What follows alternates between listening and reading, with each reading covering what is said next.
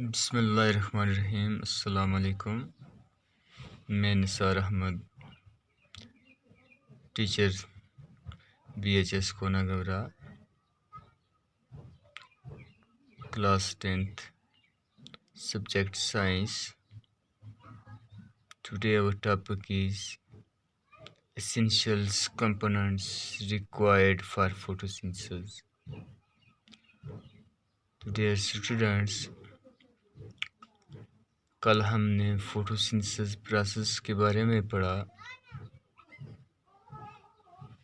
और आज हमारा जो टॉपिक है तो कौन से मेन या एसेंशियल कंपोनेंट्स की ज़रूरत होती है फोटोसिंथेसिस प्रोसेस होने के लिए। तो डियर स्टूडेंट्स, आप हमेशा याद रखेंगे कि फोटोसिंथेसिस प्रोसेस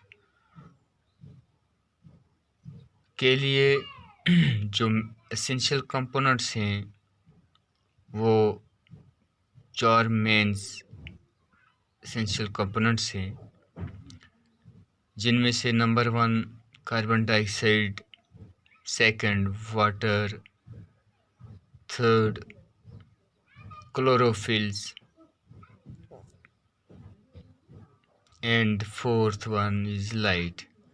Be remembers यहाँ some enzymes भी कार फरमा होते हैं की भी ज़रूरत होती है, लेकिन जो एसेंशियल कंपोनेंट्स हैं फोटोसिंथेसिस के लिए वो 4 हैं।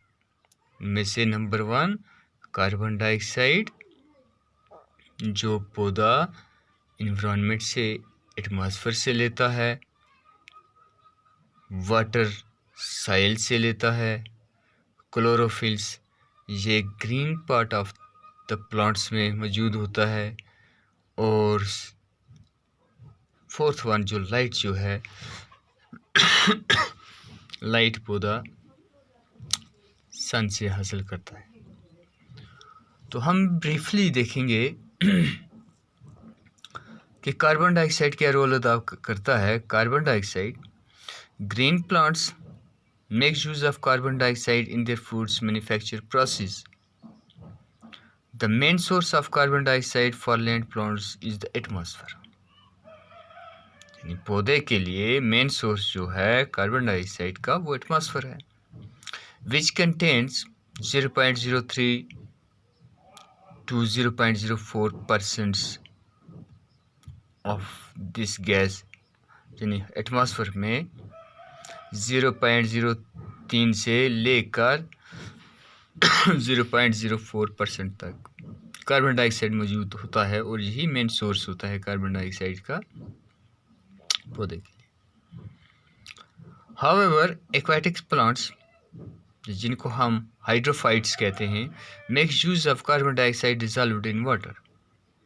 यानी एक्वाटिक्स प्लांट के लिए भी कार्बन डाइऑक्साइड का होना ज़रूरी होता है। अब वो कहाँ से हासिल करते हैं? वो पानी से हासिल करते हैं। Carbon dioxide enters the leaves by diffusion through stomata.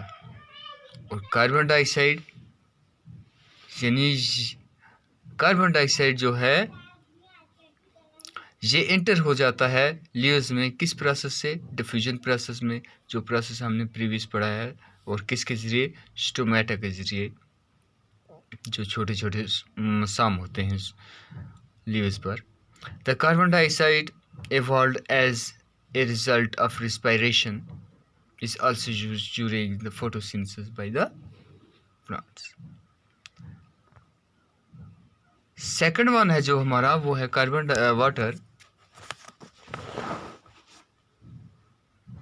अब वाटर में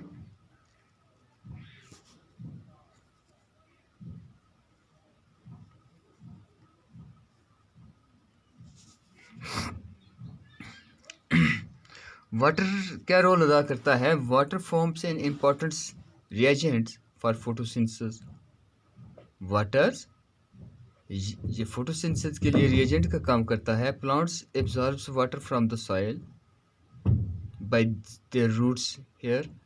पौधे वाटर को एब्जॉर्ब करते हैं सॉइल से, मिट्टी से, रूट हेयर की मदद से।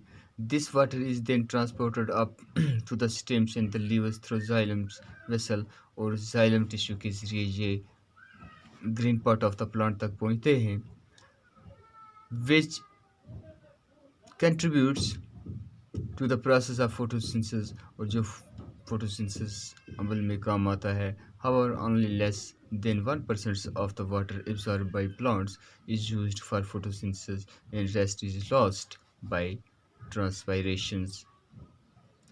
लेकिन ये हमेशा याद रखना है, जितना भी वाटर जो है ये एब्जॉर्ब करता है पौधा मिट्टी से, उसका सिर्फ 1% एब्जॉर्ब किया जाता है और यूटिलाइज्ड होता है किसमें, फोटोसिंथेसिस प्रोसेस में, और रेस्ट ऑफ वाटर जो है वो लास्ट कर देता है पौधा ट्रांसपायरेशन फॉर्म में। और क्या होता है, oxygen involve during photosynthesis come out from water, और ऑक्सीजन जो है ये यहाँ बनता है, यानी जैसे हमने पहले ही पढ़ा कि जहाँ इसमें ऑक्सीजन भी बनता है फोटोसिंथेसिस प्रोसेस में, और ये वाटर के जरिए बाहर आ जाता है। थर्ड वन जो है ये सनलाइट है। The sunlight is the natural and the prime source of energy. Dear students, जैसे हम जानते हैं कि सनलाइट जो है ये एक नेचुरल और प्राइम सोर्स ऑफ एनर्जी है, यानी सूरज की रोशनी कुदरती चीज़ है और प्रेम है, सबसे बड़ी सोर्स ऑफ एनर्जी है। जैसे कि हमने पिछली क्लास में पढ़ा कि मेन सोर्स ऑफ हीट जो है वो सन है, मेन सोर्स ऑफ लाइट जो है वो सन है, मेन सोर्स ऑफ एनर्जी जो है वो सन है। तो इसलिए हमने यहाँ भी देखा कि the sun light is the natural and primes source of energy for the photosynthesis. Out of total solar energy, out of total solar energy reaching to earth, only about 2% is used in photosynthesis.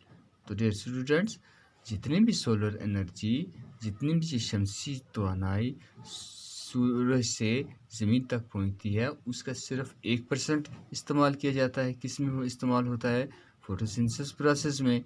In photosynthesis light energy is converted into chemical energy, और photosynthesis के ज़रिए ये light energy जो है ये chemical energy में तब्दील हो जाती है। The rate of photosynthesis is affected by the quality, intensity and durations of light. You remember, ये याद रखने की बात है। The rate of photosynthesis is affected by the quality, intensity and durations of light. Blue and red components of visible light are the best for photosynthesis. यानी best कौन सी light के कलर जो हैं जिनमें फोटोसिंथेसिस बेहतरीन तरीके से होती है, एक है ब्लू, दूसरा है रेड कंपोनेंट्स, और दूसरा है photosynthesis does not occur in greens light because leaves brings greens reflect it back. और फोटोसिंथेसिस जो है ये ग्रीन्स लाइट में नहीं होती है। क्यों?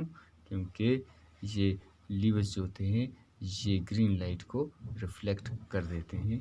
तो इसलिए ये याद रखना है किस फॉर्म ऑफ लाइट में या किस कलर्स ऑफ लाइट में फोटोसिंथेसिस नहीं होती है, वो है ग्रीन लाइट। तो D1 पार्ट जो है हमारा वो है क्लोरोफिल्स।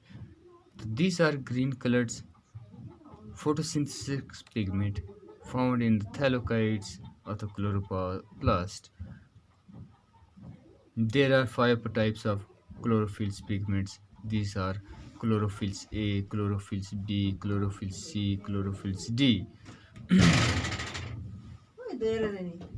तो डियर स्टूडेंट्स, ये हमारे पास क्या है, डिफरेंट क्लोरोफिल्स हैं। तो इसलिए कल इंशाल्लाह हम यहाँ से आगे क्या करेंगे, आगे जारी रखेंगे। तब तक